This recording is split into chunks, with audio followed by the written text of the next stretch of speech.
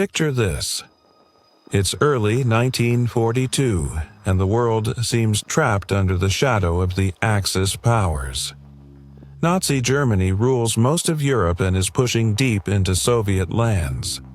Japan controls vast stretches of the Pacific, and its flag flies over Manila, Singapore, and countless islands. Even Rommel's Africa Corps is threatening Egypt and the Suez Canal. To millions, it looks like the Allies are on the brink of total collapse. But what happens next would change the destiny of the world. This is the story of how, in the space of just 2 years, the tide of war began to turn, through frozen streets, desert sands, and the endless waves of the Pacific Ocean.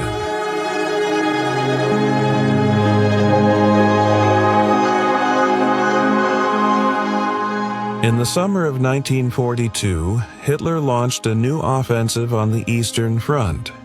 His goal wasn't just oil fields in the Caucasus. He wanted the city that carried Stalin's name, Stalingrad. German tanks roared across the steppe. Luftwaffe bombers reduced the city to smoking rubble. By September, Stalingrad was a battlefield of ruins, where entire divisions fought for single streets, stairwells, or even single rooms. The Germans called it Rattenkrieg, Rat War. Snipers lurked in shadows. Soldiers fought hand-to-hand in factories and cellars. The city became a meat grinder, swallowing thousands each week. But behind the chaos, the Soviets were preparing their masterstroke. In November 1942, the Red Army launched Operation Uranus, a massive counteroffensive that encircled the German Sixth Army.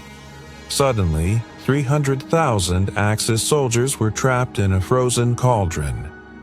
For months they held out, starving, freezing, and waiting for relief that never came. In February 1943, the once proud Sixth Army surrendered. Stalingrad wasn't just a Soviet victory, it was the moment the illusion of Nazi invincibility shattered. While Stalingrad raged in the east, another struggle was unfolding in North Africa.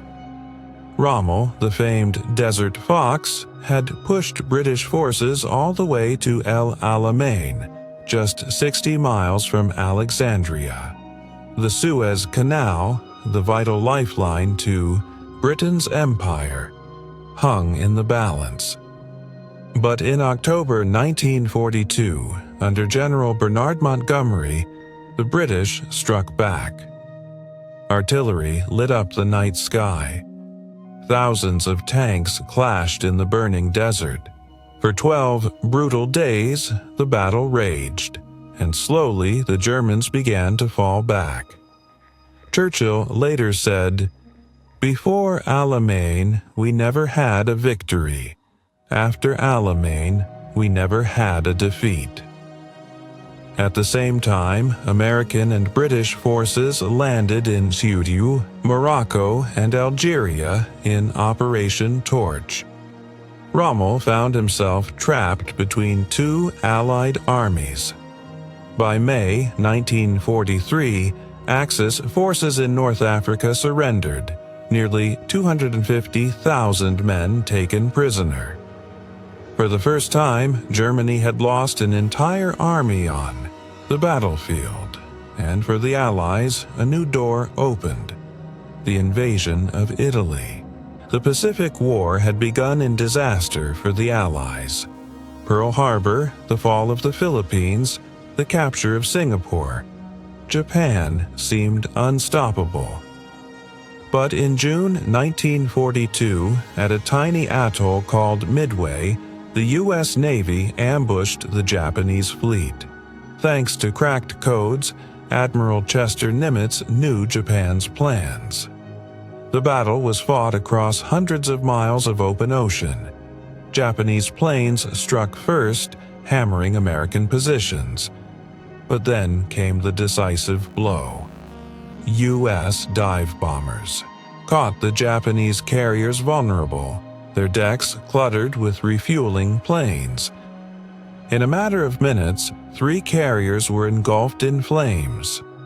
A 4th soon followed. The loss was devastating. Japan would never again regain the initiative in the Pacific. From Midway onward, the Americans began a long, island-by-island march toward Tokyo. While armies clashed, the factories of the Allies became their greatest weapon. In the United States, the arsenal of democracy was in full motion. Shipyards launched vessels by the week. Aircraft plants rolled out thousands of planes. Women filled the factories, riveters and welders replacing men who fought at the front.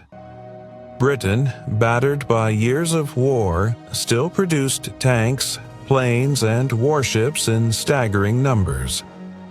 In the Soviet Union, entire factories had been dismantled and moved east beyond the Urals, and were now spitting out T-34 tanks by the thousands.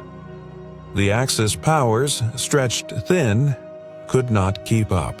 Germany fought on too many fronts, Japan bled resources from its empire, and Italy crumbled under the weight of its failing campaigns.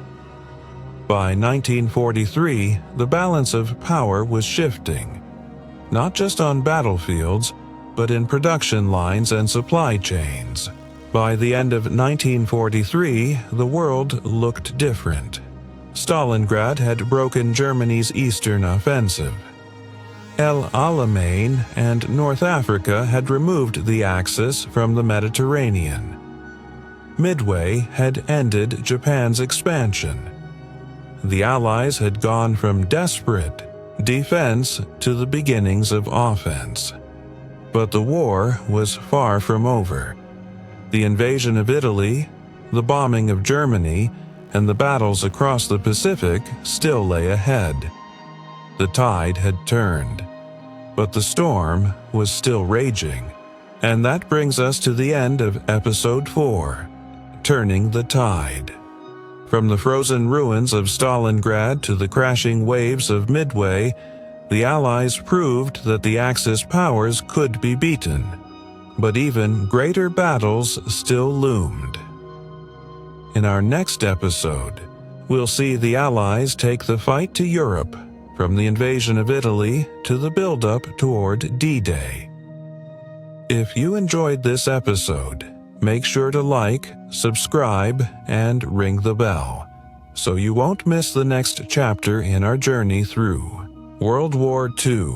Thanks for watching, and I'll see you in Episode 5.